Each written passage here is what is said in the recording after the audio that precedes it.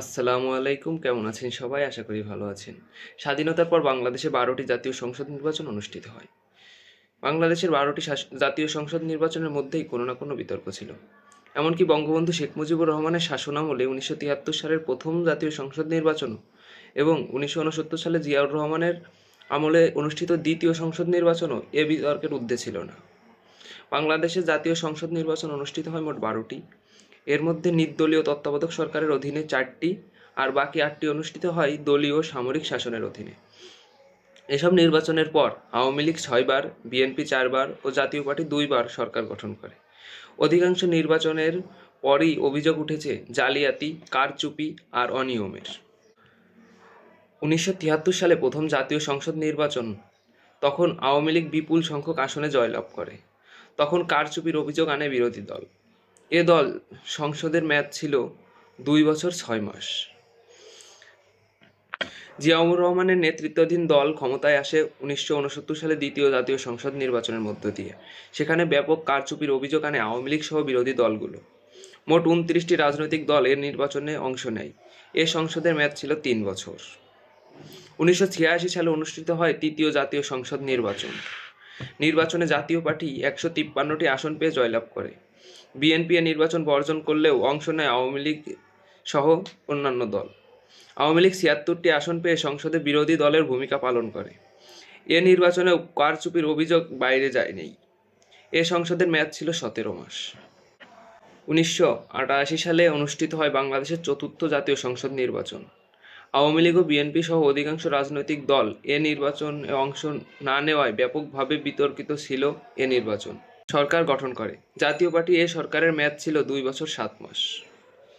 বাংলাদেশে প্রথমবারের মতো নিরপেক্ষ সরকারের অধীনে অনুষ্ঠিত হয় ১৯৯১ সালের পঞ্চম জাতীয় সংসদ নির্বাচন। নির্বাচনে আওয়ামী লীগ, বিএনপি সহ মোট ৭৫টি দল অংশ নেয়। এ নির্বাচনে ১৪০টি আসন পেয়ে জয়লাভ করে বিএনপি। এ নির্বাচনও কারচুপির অভিযোগের বাইরে যায় না। এ সংসদের মেয়াদ ছিল ৪ বছর ৮ মাস। ১৯৯৬ সালে বাংলাদেশে মোট ২টি নির্বাচন অনুষ্ঠিত হয়। সেবার বিএনপির নেতৃত্বাধীন তৈরি হয় একটি একতরফা নির্বাচন। এ ষষ্ঠ জাতীয় নির্বাচনে অনেকগুলো রাজনৈতিক দল বর্জন করে, যেখানে বিএনপি আসন পায় ২৭৮টির মধ্যে ৪৯টি বিনা প্রতিদ্বন্দ্বিতায়। এ সংসদের মেয়াদ থাকে মাত্র ১১ দিন। তত্ত্বাবধায়ক সরকারের অধীনে প্রথমবারের মতো অনুষ্ঠিত হয় ১৯৯৬ সালেই সপ্তম জাতীয় সংসদ নির্বাচন। আসন সংখ্যার বিচারে সবচেয়ে জোরালো প্রতিদ্বন্দ্বিতা হয় এ নির্বাচনে। এ নির্বাচনে আওয়ামী লীগ ১৪৬টি আসনে জয়লাভ করে, অন্যদিকে বিএনপি পায় ১১৬টি আসন। এ সংসদের মেয়াদ ছিল ৫ বছর। এরপর ২০০১ সালে অনুষ্ঠিত হয় অষ্টম জাতীয় সংসদ নির্বাচন। বিএনপি ১৯৩ আসনে জয়লাভ করে। এ নির্বাচনে আওয়ামী লীগ ফল মেনে নেয়নি। পরে নানা রাজনৈতিক ঘটনার পর মেনে নিতে বাধ্য হয় আওয়ামী লীগ। এ সংসদের মেয়াদ ছিল ৫ বছর। ২০০৭ সালে রাজনৈতিক হস্তক্ষেপ করে সেনাবাহিনী সমর্থিত তত্ত্বাবধায়ক সরকারের অধীনে অনুষ্ঠিত হয় নবম জাতীয় সংসদ নির্বাচন। সেখানে আওয়ামী লীগ ২৩০টি আসনে জয়লাভ করে। তত্ত্বাবধায়ক সরকার ব্যবস্থা বাতিল করে আবারও সংসদ নির্বাচন ব্যবস্থায় আওয়ামী লীগ সরকার। বাংলাদেশের ইতিহাসে নির্বাচন পূর্ব সাহিত্যকর সকল রেকর্ড ছাড়িয়ে যায় এ নির্বাচনে।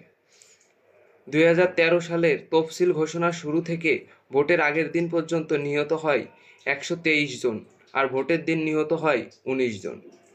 প্রায় ১৫০টি কেন্দ্রে অগ্নিসংযোগ করা হয়, যেখানে বিভিন্ন জায়গায় ব্যালট পেপার ও নির্বাচনের সরঞ্জাম পুড়িয়ে দেওয়ার ঘটনা ঘটে।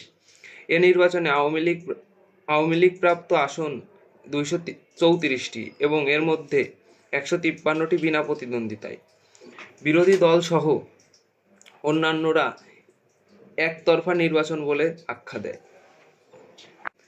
এরপর ২০১৮ সালে একাদশ জাতীয় সংসদ নির্বাচন ছিল বাংলাদেশের ইতিহাসে সাজানো একতরফা নির্বাচন, যেখানে এ নির্বাচন নিয়ে অনেক লোকের মধ্যে যে কথা থাকে সেটা হলো দিনের বেলা রাতে নির্বাচন। ২০২৪ সালে আওয়ামী লীগ আবার আয়োজন করে দ্বাদশ জাতীয় সংসদ নির্বাচন। আওয়ামী লীগের একতরফা নির্বাচন দেখে বয়কট করে বিএনপি, জামাত সহ অন্যান্য দল। এখানে নির্বাচনের সমতা বজায় রাখতে নিজেরাই ডামি প্রার্থী নামিয়ে দেয়, কারণ যাতে প্রতিদ্বন্দ্বী হলেও একটা ডামি প্রার্থী হলেও প্রতিদ্বন্দ্বী থাকবে। এখানে আওয়ামী লীগ পায় ২২৩টি আসন। এ নির্বাচনে দেশ ও আন্তর্জাতিক মহল ডামি নির্বাচন হিসেবে আখ্যা দেয়।